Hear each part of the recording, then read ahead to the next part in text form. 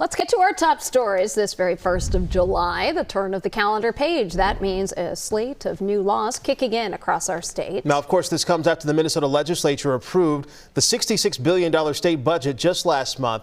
Our Barrett Leone joins us live to break down the big changes we need to know about, because there's a lot of ground to cover here, Barrett. Yeah, there sure is. Today marks the new fiscal year. It also marks the start of new policies, from boat permits to anti-fraud measures to a state constellation. So let's jump right in. Starting today, Minnesotans 21 and younger will need to have a permit in order to drive a motor boat. And anyone, regardless of their age, will need one if they're renting a boat. There's also now a higher tax on cannabis sales. It's jumping from 10 to 15% before the market has even launched here. And it means you'll pay more for legal weed and hemp-derived THC edibles. Lawmakers approved new changes to boost oversight on anti-fraud in the wake of profile scandals like the Feeding Our Future scheme.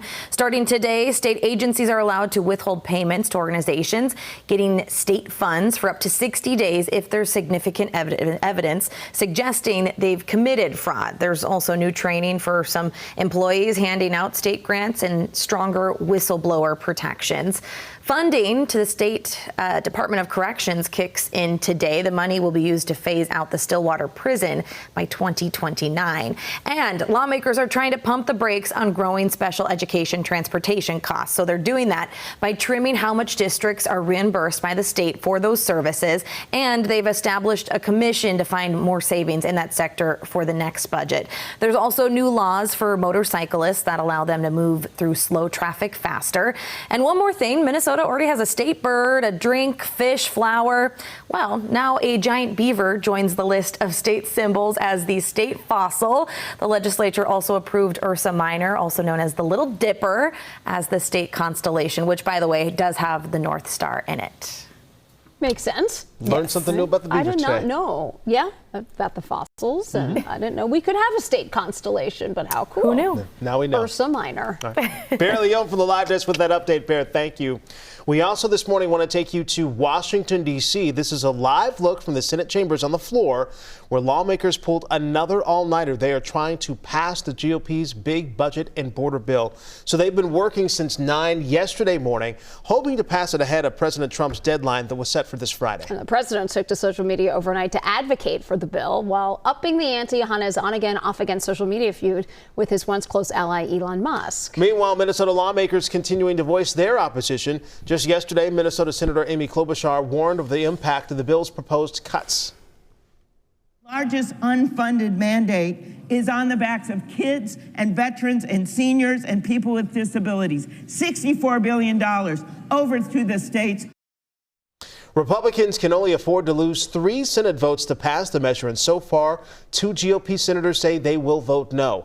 Even if this measure does pass, this bill does still have to go back to the House to reconcile the differences between the Senate and the House versions before it goes to the president's desk for a signature. But the bill is facing some pushback, even from Minnesota Republicans. Back in February, 14 GOP state lawmakers had sent a letter to Minnesota's U.S. House Republicans warning of the impacts that potential Medicaid cuts would have on the 1.4 million people in their districts. Now, 1 in 5 Minnesotans rely on Medicaid.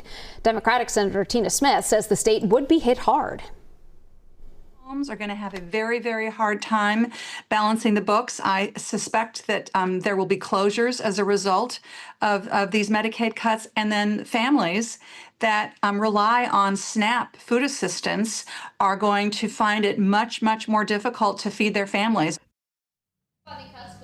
A nearly $1.5 billion hole in Minnesota's state budget, and that would force state lawmakers into a special session once again to rework that budget. So lawmakers continuing that debate, and CBS News' Naomi Ruckham has more as she monitors the votes. No. The marathon vote on amendments continued overnight as Senate Republicans raced to pass President Donald Trump's massive spending package. This is Congress's job, and by God, we ought to do it. The bill includes an extension of the president's 2017 tax cuts, his campaign promise of no tax on tips, a new tax on wind and solar projects that use materials from China, and increased border and defense spending. But lawmakers in both parties have come out against its steep cuts to Medicaid. This bill is going to ruin people's lives. Fiscal conservatives have balked at the latest Congressional Budget Office report that predicts the Senate's bill would add up to $3.3 trillion to the deficit over the next decade. On social media, President Trump pushed to get his one big bill across the finish line by his July 4th deadline, calling the legislation the greatest and most important of its kind in history. Republicans need to stay tough and unified during the home stretch, and we are counting on them to get the job done. Overnight, the president also reignited his feud with billionaire Elon Musk after Musk threatened on X that any lawmaker who votes for the massive bill, quote, will lose their primary next year if it's the last thing I do on this earth. President Trump fired back, suggesting his administration should take a good hard look at government subsidies for Musk's space, internet, and electric car companies, adding there's big money to be saved. Naomi Ruckham, CBS News.